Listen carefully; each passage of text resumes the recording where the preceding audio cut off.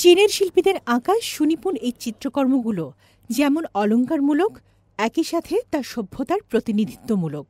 এই চিত্রকলায় শিল্পীরা তাদের দেশ, সংস্কৃতি, প্রকৃতি আর সমাজ ব্যবস্থাকে প্রতিনিধিত্ব করেছেন প্রাচীন পাণ্ডুলিপিতে, রঙে, রেখাচিত্রে। ফুটিয়ে তুলেছেন অনাদিকালের ইতিহাস, সভ্যতার বিবর্তিত রূপ। বাংলাদেশে এমন আয়োজনে অংশ নিতে পেরে আনন্দিত শিল্পীরা। এখানে আসার সুযোগ দেবার জন্য বাংলাদেশকে ধন্যবাদ। চীনের ঐতিহ্য তুলে ধরার পাশাপাশি আমরা এখানকার সাংস্কৃতিক ঐতিহ্য সম্পর্কেও নানা দিক জানতে পারছি। আমরা এখানে আসতে পেরে খুবই আনন্দিত। এই অভিজ্ঞতা সবার জন্য এক বড় অর্জন। চায়না এম্বাসিকে ধন্যবাদ এমন সুযোগ করে দেওয়ার জন্য। 2025 সালটি চীন বাংলাদেশ জনগণের বিনিময় বছর হিসেবে বহুল আলোচিত। দুই দেশের কূটনৈতিক সম্পর্কের 50তম বার্ষিক উদযাপন উপলক্ষে নানা সাংস্কৃতিক বিনিময় কর্মসূচির অংশ হিসেবে রাজধানীর ব্র্যাক বিশ্ববিদ্যালয়ে ছিল 5 দিনের নানা আয়োজন। বাংলাদেশ চায়না দূতাবাসের আয়োজনে রোববার বিকেলে প্রদর্শনীর উদ্বোধন করেন ব্র্যাক বিশ্ববিদ্যালয়ের উপাচার্য অধ্যাপক ড. সৈয়দ ফারহাদ আনোয়ার এবং বাংলাদেশে নিযুক্ত চীনের কালচারাল কাউন্সিলর লি শাওফেং। ব্র্যাক বিশ্ববিদ্যালয়ের সহযোগিতায় ছাত্রছাত্রী সহ যুব অংশগ্রহণ উৎসাহিত করতে এই আয়োজন। চীন বাংলাদেশের দীর্ঘ ইতিহাস রয়েছে।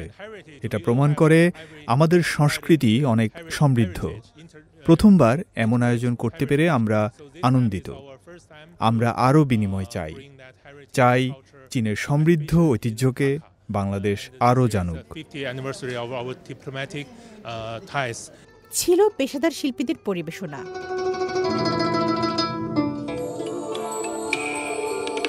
অনন্য এই শিল্প সৌন্দর্যের প্রকাশ মোহিত করে দর্শকদের।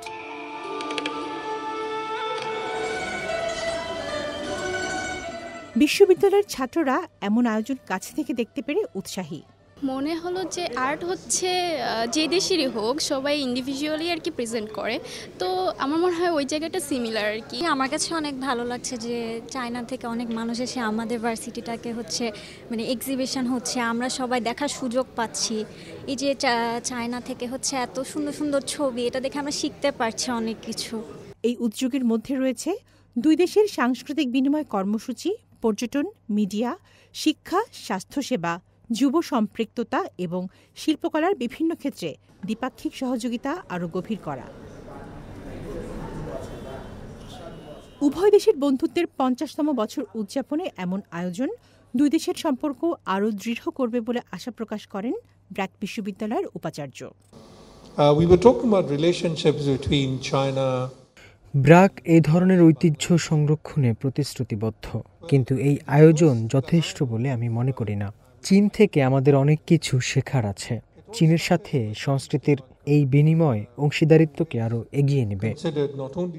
এবারের লক্ষ্য সাহিত্যকর্মের অনুবাদ এবং প্রকাশনা, সাংস্কৃতিক ঐতিহ্য সংরক্ষণ, মিডিয়া সহযোগিতা এবং ক্রীড়া সহযোগিতা সহ বিভিন্ন ক্ষেত্রে সহযোগিতা জোরদারের মাধ্যমে দুই দেশের মধ্যে বন্ধনকে দৃঢ় করা।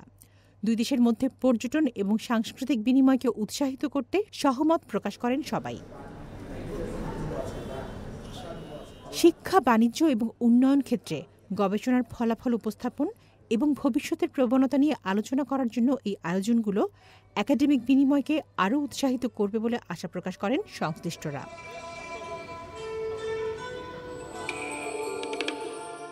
তামান্না জেনিফার, সিএমজি বাংলা।